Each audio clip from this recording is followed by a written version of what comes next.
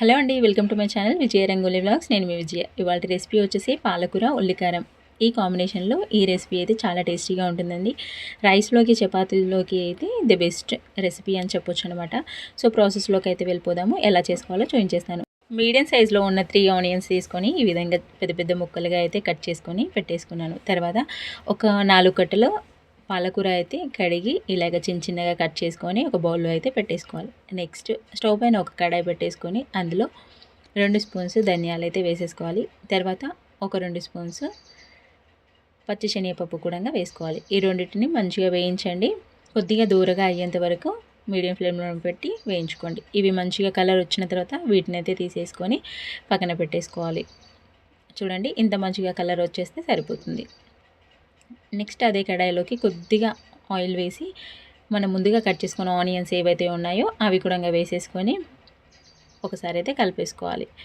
ఈ ఆనియన్స్ ఈ ఆయిల్లోనే మంచిగా రోస్ట్ చేసేసేయాలి. మనకి కలర్ కొద్దిగా చేంజ్ అయిపోయింది కదా, ఇంకాస్త చేంజ్ అవ్వనివ్వాలి. చూడండి, అక్కడక్కడ బ్రౌనిష్గా అనిపిస్తుంది కదా, మనకి ఇలా వచ్చిందంటే సరిపోతుంది. వీటిని తీసి పక్కనైతే పెట్టేసుకోవాలి. నెక్స్ట్ ఒక స్పూన్ అంతా చింతపండు అయితే నానబెట్టేసుకోవాలి. నెక్స్ట్ ఇక్కడ నేను రోట్లో దంచి చూపిస్తున్నాను.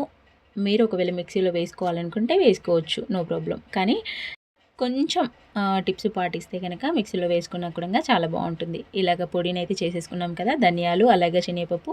నెక్స్ట్ మనం వేయించుకున్న ఆనియన్ ఏదైతే ఉందో అది కూడా వేసేసుకోవాలి. నెక్స్ట్ ఒక స్పూన్ అంతా చింతపండు కూడా వేసేసుకోవాలి. ఈ రెండింటిని మంచిగా కచ్చాపెచ్చగా ఒకసారి అయితే వీటిని దంచేసుకోవాలి. మనం రోట్లో దంచుకుంటే కనుక మనకి ఏ టెక్స్చర్ కావాలో అంటే ఆ టెక్స్చర్లో ఆపేసుకోవచ్చు. మీరు ఒకవేళ మిక్సీలో చేసుకోవాలి అనుకుంటే కనుక ఒక పల్స్ 2 పల్స్ అలాగ మధ్య మధ్యలో ఆపుకుంటూ మిక్సీ పట్టుకోండి. మరీ మెత్తగా పట్టుకోకండి, కొంచెం పల్స్ ఇచ్చేసి బరకగా ఉంటేనే కచ్చాపచ్చగా ఉంటేనే బాగుంటుంది. తర్వాత మనకి టేస్ట్కి తగ్గట్టుగా కారం అలాగే సాల్ట్ వేసి ఇలాగైతే దంచేసుకోండి.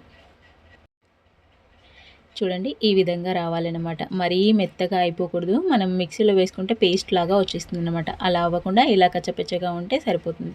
వాటిని తీసి పక్కన పెట్టేసుకోవాలి. నెక్స్ట్ అదే కడాయిలో కొద్దిగా ఆయిల్ వేసేసుకొని కొంచెం జీలకర్ర, ఆవాలు, కొద్దిగా కరివేపాకు అలాగే ఒక 4-5 వెల్లుల్లి రెబ్బలు ఇలాగ కచ్చాపచ్చగా దంచి వేసేసుకోండి. అల్లం వెల్లుల్లి పేస్ట్ వేయకూడదండి, ఓన్లీ వెల్లుల్లి మాత్రమే వేసుకోవాలి. ఇది కొద్దిగా వెల్లుల్లి మంచిగా ఆయిల్లో వేగిన తర్వాత ఇందులోకి కొద్దిగా సాల్ట్ అయితే వేసేసుకోవాలి. ఇది మళ్ళీ ఒకసారి కలిపేసుకోవాలి.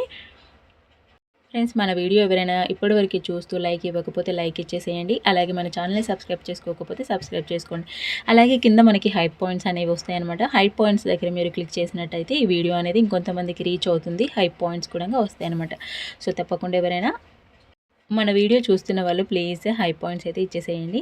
నెక్స్ట్ మనం తీసుకున్న పాలకూర క్వాంటిటీ ఎక్కువగా ఉన్నట్టయితే ఆనియన్స్ చేసుకున్నా సరిపోతుంది. నెక్స్ట్ ఇలాగ ఒకసారి కలిపేసుకొని దీనిపైన లిడ్ పెట్టేసి ఒక్క మంట మీద ఉడికించండి.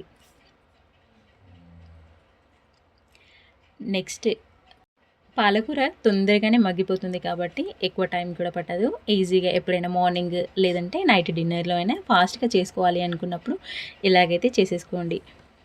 ఇలాగ ఒక్క మంట మీద ఉడికించిన తర్వాత మనకి పాలకూర అనేది ఈ విధంగా రెడీ అయిపోతుంది కదా. సో అందులో మనము ముందుగానే పేస్ట్ చేసుకునే ఈ ఆనియన్ పేస్ట్ అయితే ఇందులో వేసేసుకోవాలి. పాలకూరలో కొంచెం వాటర్ కంటెంట్ ఉంటుంది కాబట్టి వాటర్ కొద్దిగా రిలీజ్ అవుతుంది. సో అప్పుడే మనం ఈ పేస్ట్ అనేది వేసేసుకొని బాగా కలిపేసుకోవాలి. ఒకే దగ్గర కాకుండా ఈ పాలకూరలో ఈ ఆనియన్ అనేది మొత్తంగా కలిసిపోయేలాగా మంచిగా కలిపేసుకోండి. పాలకూర ఒకటిలాగా కాకుండా మనకి ఎప్పుడైనా తినాలి అనిపించినప్పుడు, కారం కారంగా పుల్ల పుల్లగా తినాలి అనిపించినప్పుడు ఈ విధంగా పాలకూర ఉల్లికారం చేసుకుంటే చాలా టేస్టీగా ఉంటుంది. చూడండి, ఇంత మంచిగా బాగా కలిపేసుకోవాలన్నమాట. నెక్స్ట్ మళ్ళీ ఒకసారి లిడ్ పెట్టేసి ఒక 10 మినిట్స్ అయితే మీడియం ఫ్లేమ్లోనే వదిలేసేయండి. ఆనియన్స్లో మనం కారం వేసి దంచుకున్నాం కాబట్టి ఆ కారం కూడా ఈ ఫ్లేమ్కి ఉడికిపోవాలి. సో అందుకోసమని ఒక 10 నిమిషాలనే సరే మీడియం ఫ్లేమ్లో ఉడికించిన తర్వాత మనకి సైడ్స్ నుంచి ఈ విధంగా ఆయిల్ అనేది రిలీజ్ అవుతుంది. సో మంచిగా కారం అనేది ఉడికిపోతుంది కదా. ఇక్కడ మీరు యాడ్ చేసుకోవాలంటే ఒక చిన్న 2 టేబుల్ స్పూన్ అంత వాటర్ అయితే వేసుకోండి. లేదు మనకి పర్ఫెక్ట్గానే ఉంది, ఈ విధంగా టెక్స్చర్ వచ్చింది అనుకుంటే కనుక వాటర్ ఏమీ యాడ్ చేసుకోవాల్సిన అవసరం లేదు. సో ఈ విధంగా ఒక 10 మినిట్స్ ఉడికించామంటే బాగా కారం కూడా ఉడికిపోతుంది ఇది ఆయిల్లో.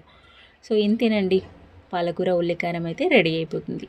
మన వీడియో ఎలా ఉందో కింద కామెంట్స్ అయితే చేసేయండి. ఎంతో టేస్టీ అయిన పాలకూర ఉల్లికారం అయితే రెడీ అయిపోతుంది.